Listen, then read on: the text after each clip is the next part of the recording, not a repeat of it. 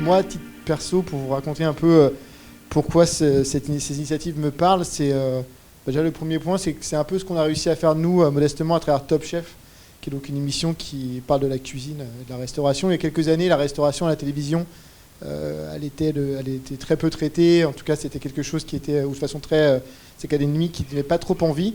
Avec Top Chef, on a réussi à susciter des vocations. Maintenant, ça fait 15 ans que l'émission existe.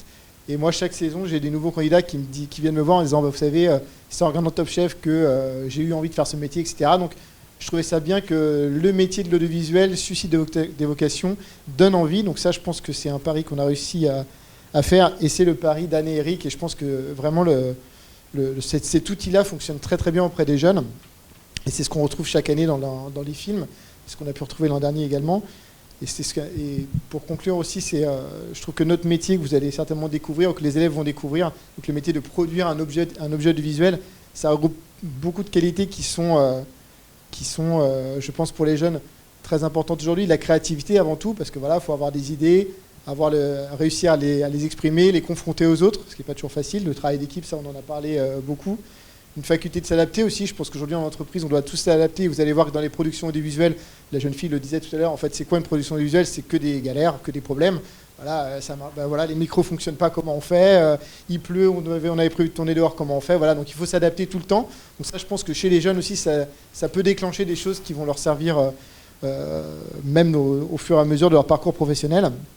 Et puis enfin, c'est aussi une espèce d'engouement, de partage avec les enseignants. C'est quelque chose que j'ai eu la chance de participer l'an dernier, et c'est quelque chose qui m'a beaucoup frappé. D'ailleurs, ça m'avait touché. Le rapport entre les enseignants et les élèves autour de ce projet, je trouve que c'est un espèce de rapport comme ça, différent d'un cours à travers cet objet un peu ludique. Et on sent cette transmission, cette passion commune, cet objectif commun. Et c'est assez beau à voir, assez beau à observer. Et je trouve que ça donne vraiment un rapport émotionnel au projet assez fort. Donc voilà.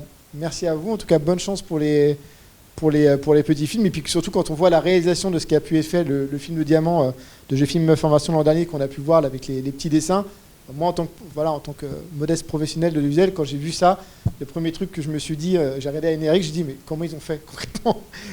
Techniquement, comment ils font? Comment ils ont l'idée? Le scénario était dingue. Il y a de l'humour. Quand on voit ça pour des élèves dont c'est pas le métier, encore une fois, moi, je le montre à mes équipes demain. Je pense que tout le monde se dit, attendez, qu'est-ce que c'est que ces personnes qui sont dans une filière qui n'a rien à voir avec nous et qui vont nous voler le boulot? Donc, non, c'est génial à voir. Et pour le coup, bravo à Anne-Éric encore pour ce formidable projet. Et puis, bon courage à tous les participants. On a hâte de découvrir ça. On a hâte d'être amusés, en effet, un peu parfois surpris, de découvrir. Encore une fois, ce qui est génial, c'est qu'on découvre plein de choses. Donc, allez-y. Merci beaucoup.